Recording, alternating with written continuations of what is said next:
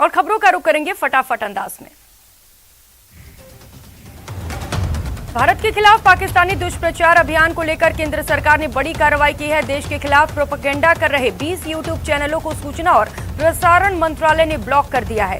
2 वेबसाइटों के खिलाफ भी भारत विरोधी प्रचार को लेकर कार्रवाई की गई। देश में चुनाव सुधार का बिल राज्यसभा में पास हो गया है। बिल को विपक्ष के हंगामे के बीच पारित किया गया। इससे पहले लोकसभा ने इसे सोमवार को ही मंजूरी दे दी थी।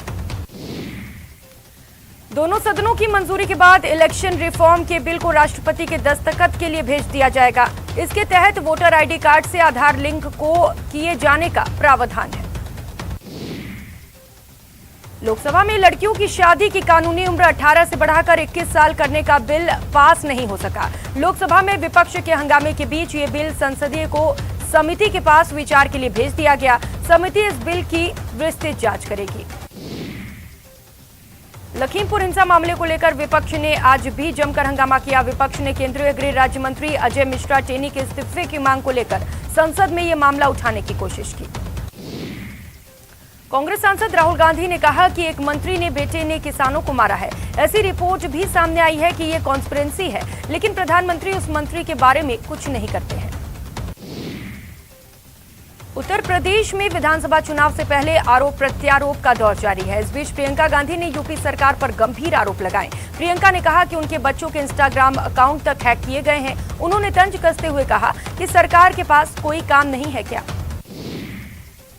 कांग्रेस के पूर्व अध्यक्ष राहुल गांधी ने पंजाब और कुछ अन्य जगहों पर भीड़ द्वारा पीट कर कथित तौर पर मार डालने, लिंचिंग की हालिया घटनाओं पर thank you Modi ji hashtag के जरिए पीएम मोदी पर निशाना साधते हुए ट्वीट किया, जिसमें उन्होंने लिखा कि 2014 से लिंचिंग शब्द सुनने में भी आता है।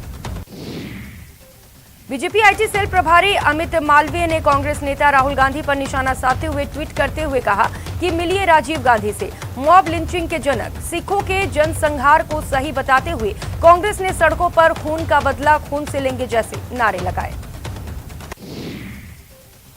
यूपी के प्रयागराज से पीएम मोदी ने 16 लाख महिलाओं को 1000 करोड़ की सौगात दी है। पीएम मोदी ने स्वयं सहायता समूह के महिलाओं के बैंक खाते में 1000 करोड़ रुपए ट्रांसफर कर दिए। पीएम मोदी ने इस दौरान कहा कि प्रयागराज हजारों सालों से गंगा, यमुना और सरस्वती के संगम की धरती रही है। आज ये धरती मातृशक्ति की साक्षी बनी है। उन्होंने कहा कि मातृशक्ति को मेरा प्रणाम। पीएम ने कहा कि यूपी में विकास के लिए, महिलाओं के सशक्तिकरण के लिए जो काम हुआ है वो पूरा देश देख रहा है। पीएम ने आगे कहा कि अब यूपी के विकास की धारा किसी के रोकने से नहीं रुकेगी। संसद के शीतकालीन सत्र के आखिरी चरण में पहुंचने से पहले आज बीजेपी के संसदीय दल की बैठक हुई। केंद्रीय गृह मंत्री अमित शाह के अलावा केंद्रीय मंत्री सर्बानंद सोनोवाल समेत बीजेपी अध्यक्ष जेपी नड्डा भी इस मीटिंग में शामिल हुए। बहुजन समाज पार्टी के सांसद कुंवर दानिश अली कोरोना वायरस से संक्रमित हो गए हैं। उन्होंने खुद ट्वीट कर इस बात की जानकारी दी। उन्होंने अपने संपर्क में आए लोगों से आइसोलेट होने की अपील की।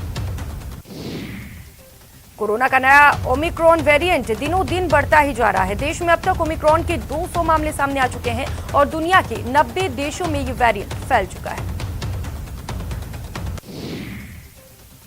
देश में बढ़ती ओमिक्रॉन की आफत के बीच यूपी के रामपुर में विदेश से लौटे 98 यात्री लापता हैं। रामपुर स्वास्थ्य विभाग इन यात्रियों को इंटेलिजेंस की मदद से ढूंढने की कोशिश कर रहा है। डब्ल्यूएचओ ने ओमिक्रॉन वायरस को लेकर सख्त चेतावनी जारी की है। डब्ल्यूएचओ ने कह दिया है कि अगर शोक नहीं मनाना चाहते तो बेहतर है हम क्रिसमस और न्यू ईयर का जश्न न मनाएं। दिल्ली एनसीआर में शीतलहर के बीच ज्यादा जहरीली हवाएं हो गई हैं। सर्दी बढ़ने के साथ ही प्रदूषण का स्तर भी बढ़ गया है। वहीं आज दिल्ली का AQI 316 दर्ज किया गया। हवाई हमले के खतरों को देखते हुए भारत ने अपना पहला एयर डिफेंस सिस्टम पंजाब में तैनात कर दिया है। भारतीय वायुसेना ने रूस से मिले S-400 air defence missile system के पहले स्क्वाड्रन को पंजाब में तैनात किया। श्रीलंका क्रिकेट बोर्ड ने अपने खिलाड़ियों की फिटनेस को लेकर नियम सख्त कर दिए हैं। श्रीलंकाई क्रिकेटर्स अगर 8 मिनट में 10 सेकंड में 2 किलोमीटर की दौड़ नहीं लगा पाते हैं तो उनकी सैलरी काट दी जाएगी। समाजवादी पार्टी के राष्ट्रीय अध्यक्ष अखिलेश यादव 8वें चरण की विजय रथ यात्रा मैनपुरी से एटा तक निकालेंगे। इस दौरान वे विभिन्न स्थानों पर जनसभा को संबोधित करेंगे। पूर्व मुख्यमंत्री वसुंधरा राजे झुंझुनू के दौरे पर हैं, जहां वे आज शहीद कुलदीप राव के गांव घरडाना खुर्द पहुंची। पूर्व सीएम राजे ने शहीद कुलदीप के परिजनों से मुलाकात की। पीसीसी चीफ गोविंद सिंह डोटासरा आज सीकर जिले के रोल साहबसर गांव पहुंचे। यहां पर पूर्व विधायक भवरू खां की पुण्यतिथि पर आयोजित रक्तदान शिविर और श्रद्धांजलि सभा में हिस्सा लिया। लड़कियों की शादी की उम्र पर विवाद जारी है। कांग्रेस केंद्र सरकार के फैसले का विरोध कर रही है, जिसके बाद महिला आयोग की पूर्व अध्यक्ष और बीजेपी नेता सुमन शर्मा ने महिला एवं बाल विकास मंत्री ममता भूपेश और यूडीएच मंत्री शांति धारीवाल के बयानों की कड़ी निंदा की। गहलोत सरकार के 3 साल का कार्यकाल पूरे होने के मौके पर प्रदर्शनी आयोजित की गई, जहां राज्य सरकार की ब्रांड एम्बेसडर अवनी लेखरा ने अवलोकन किया। पैरालंपिक लेखरा ने प्रदर्शनी में लगाई गई सरकार की योजनाओं का डिजिटल माध्यम से अवलोकन किया। राज्य की गहलोत सरकार के 2 मंत्री आज जैसलमेर दौरे पर रहे, जहां प्रभारी मंत्री हेमाराम चौधरी और कैबिनेट मंत्री शाले मोहम्मद ने सरकार के 3 साल की उपलब्धियों को गिनाया। प्रदेश सरकार के 3 साल पूरे होने पर प्रतापगढ़ जिले के प्रभारी मंत्री मुरारी लाल मीणा प्रतापगढ़ पहुंचे, जहां उन्होंने कहा कि बीजेपी नेताओं और कांग्रेस पार्टी के नेताओं और मुख्यमंत्री में काफी अंतर है। बीजेपी के लोग केवल बयानबाजी करते हैं, जबकि हमारे मुख्यमंत्री काम करने में यकीन रखते हैं। अजमेर के प्रभारी मंत्री महेंद्रजीत सिंह मालविया आज अजमेर पहुंचे, जहां उन्होंने सरकार के 3 साल पूरे होने पर करोड़ों रुपए के विकास कार्यों का शिलान्यास और लोकार्पण किया। इसके साथ ही उन्होंने राजकीय संग्रहालय में जिले के विकास कार्यों को प्रदर्शित फोटो प्रदर्शनी का भी उद्घाटन किया।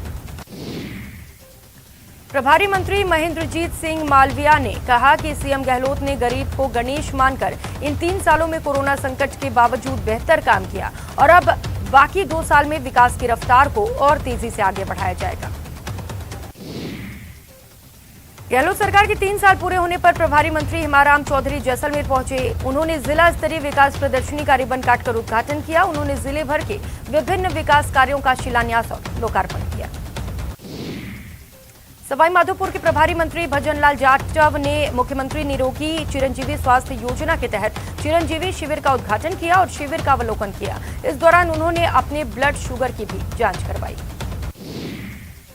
मंत्री भजनलाल जाटव ने चिरंजीवी शिविर के उद्घाटन के दौरान यूपीएचसी की व्यवस्थाओं का भी अवलोकन किया। यूपीएचसी की बेहतरीन व्यवस्थाओं को देखकर प्रभारी मंत्री ने इंचार्ज संदीप शर्मा और सीएमएचओ डॉक्टर तेजराम मीणा की तारीफ भी की।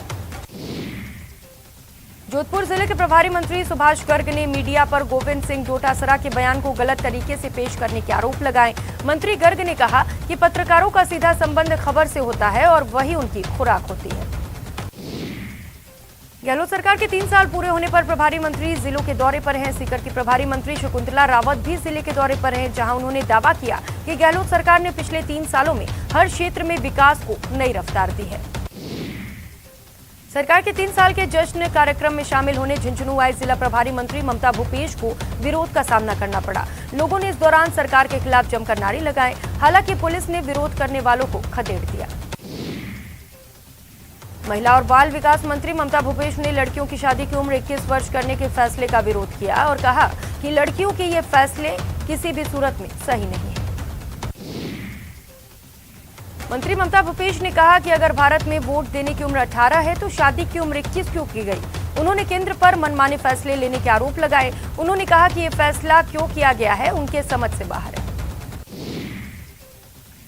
कृषि एवं पशुपालन विभाग मंत्री लालचंद कटारिया आज बीकानेर के दौरे पर रहे, जहां उन्होंने विकास प्रदर्शनी का अवलोकन किया। प्रदर्शनी में 20 अन्य विभागों की योजनाओं और प्रगति की तस्वीरों को दर्शाया गया है। राहुल गांधी के हिंदू और हिंदुत्व पर दिए गए बयान पर अजमेर दौरे पर आए प्रभारी मंत्री महेंद्रजीत सिंह मालविया ने कहा कि हिंदू और हिंदुत्व वाला मुद्दा बड़े नेताओं का है और इस लड़ाई में उन्हें नहीं पड़ना। यहां रुकेंगे एक छोटे से ब्रेक के लिए, लौटेंगे फौरन।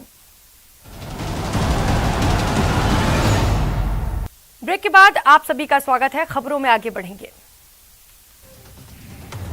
राष्ट्रीय सफाई मजदूर कल्याण आयोग के सदस्य अंजना पवार आज चित्तौड़गढ़ पहुंची, जहां उन्होंने जिले के विभिन्न नगर पालिका में कार्यरत सफाई कर्मचारियों के साथ बैठक ली। उदयपुर में चोरों के हौसले इतने बुलंद हो गए हैं कि चोरी की वारदातें बढ़ने से पुलिस की कार्यप्रणाली पर सवाल उठने लगे हैं। शहर की बड़ी होली क्षेत्र में गुजराती मोची समाज के नोहरों से 4 वर्ष पुराने बर्तन चुरा ले गए। बाड़मेर में पिस्टल की नोक पर बोलेरो लूट मामले में ग्रामीण पुलिस को बड़ी सफलता मिली है। खबरों के मुताबिक कल देर शाम ग्रामीण थाना क्षेत्र के भागटा गांव के किराए के वाहन को ले जाने के बाद लूटने के मामले में पुलिस को बड़ी सफलता मिली है। पुलिस ने लावारिस हालत में बोलेरो को जब्त किया है। डूंगरपुर में डीएसटी ने सड़क किनारे खड़े एक युवक को विस्फोटक सामग्री के साथ पकड़ा। डीएसटी ने युवक के पास से मिले थैले से 31 डेटोनेटर और 31 जिलेटिन की छड़ें जब्त की हैं। धौलपुर शहर के निहालगंज थाना क्षेत्र में अपने घर के बाहर बैठे 2 सगे भाइयों पर दर्जनों लोगों ने लाठी और डंडों से हमला कर दिया, जिससे दोनों भाई गंभीर रूप से घायल हो गए। बाड़मेर जिले में बीती रात को बेखौफ बदमाशों ने पेट्रोल पंप पर लूट की वारदात को अंजाम दिया। 5 बदमाश बोलेरो से आए पेट्रोल पंप के कर्मचारियों से 38,000 रुपए लेकर फरार हो गए। चूरू के बकरा मंडी के पास 19 दिसंबर को 2 पक्षों में खूनी संघर्ष का वीडियो अब सोशल मीडिया पर वायरल हो रहा है। वायरल वीडियो में साफ दिख रहा है कि लोग एक दूसरे पर लाठी और डंडों से हमला कर रहे हैं। दोनों पक्षों में हुए खूनी संघर्ष को लेकर कोतवाली थाने में दोनों पक्षों ने एक दूसरे के खिलाफ मुकदमा दर्ज कराया है। बकरा मंडी के पास हुए इस विवाद में 10 लोग घायल हो गए थे, जिनका राजकीय अस्पताल में इलाज जारी है।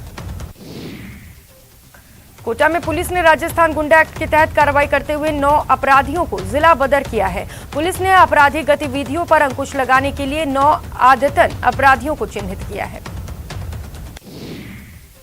कोटा में पुलिस ने अवैध मादक पदार्थ, जुआ सट्टा और मारपीट और झगड़ा करने जैसे संगीन प्रकरण दर्ज होने वाले अपराधियों को चिन्हित किया और उन्हें जिला बदर कर दिया। अभी सभी अपराधी फिलहाल अन्य जिलों के थाना क्षेत्रों में रहेंगे। कोटा में बीमारी और कर्जदारी की धमकी से तनाव के चलते एक व्यक्ति ने चूहे मारने की दवा का सेवन कर लिया, जिसके बाद उसकी हालत गंभीर हो गई, जहां इलाज के दौरान उसने दम तोड़ दिया। सीकर जिले के निमका थाना इलाके में एक महिला और उसके बेटे के घर में घुसकर हमला करने का मामला सामने आया। महिला ने अपने ही जेठ के परिवार के सदस्यों के खिलाफ नामजद रिपोर्ट दर्ज कराई। अलवर जिले के भिंडसू गांव के माजरा रोड पर 45 साल के व्यक्ति का शव मिलने से हड़कंप मच गया। पुलिस जांच में जुट गई। जयपुर के विश्वकर्मा इलाके में एक शख्स ने बीच सड़क पर चाकू से ताबड़तोड़ वार कर अपनी पत्नी के बॉयफ्रेंड को घायल कर हत्या कर दी, जिससे इलाके में हड़कंप मच गया। पुलिस के मुताबिक दिल्ली से एक युवक आज सुबह जयपुर में अपनी विवाहित प्रेमिका से मिलने हुए आया था। इस बात की भनक महिला के पति को लग गई, जिसके बाद पति ने मौके पर पहुंचकर चाकू से प्रेमी की हत्या कर दी। दौसा में पुलिस ने 2 कुख्यात बदमाशों को आज न्यायालय में पेश किया, जहां से दोनों को 2 दिन के रिमांड पर पुलिस कस्टडी में भेज दिया गया। आरोपियों ने एक ही रात में 3 जगह पर पिकअप गाड़ियां चोरी करने की योजना बनाई थी। प्रतापगढ़ के मेघदूत नगर में चोरों ने एक सूने मकान को निशाना बनाते हुए लाखों रुपए के जेवर और नकदी पर हाथ साफ कर दिए। चोर घर में रखे सोने और चांदी के जेवर लेकर फरार हो गए। भरतपुर में चोरों ने अटलबंद थाना इलाके में 4 दुकानों के ताले तोड़ डाले। चोरों ने एक दुकान से करीब 40,000 रुपए कैश चुरा लिए। वहीं चोरों ने वेल्डिंग की दुकान से ग्राइंडर और तांबे की लीड समेत पंचर के खोखे के सामान चुरा लिए। अलवर के नीमराणा के औद्योगिक क्षेत्र में बीती रात दैनिक कंपनी के गोदाम में लगी आग पर 13 घंटे बाद काबू पा लिया गया। हालांकि अभी भी आग सुलग रही है और धुएं का गुबार निकल रहा है। दैनिक कंपनी में लगी आग को बुझाने के लिए दमकल की 2 दर्जन से अधिक गाड़ियां रात भर लगी रहीं। कंपनी प्रबंधन आग से 100 करोड़ का नुकसान बता रहा है। चूरू के रतनगढ़ में मेगा हाईवे पर खड़े ट्रक को एक कंटेनर ने टक्कर मार दी। टक्कर के बाद कंटेनर के कैबिन में आग लग गई। आग की लपटें देखकर ट्रक चालक मौके से फरार हो गया। इस बुलेटिन में फिलहाल इतना ही। मुझे दीजिए इजाजत। नमस्कार।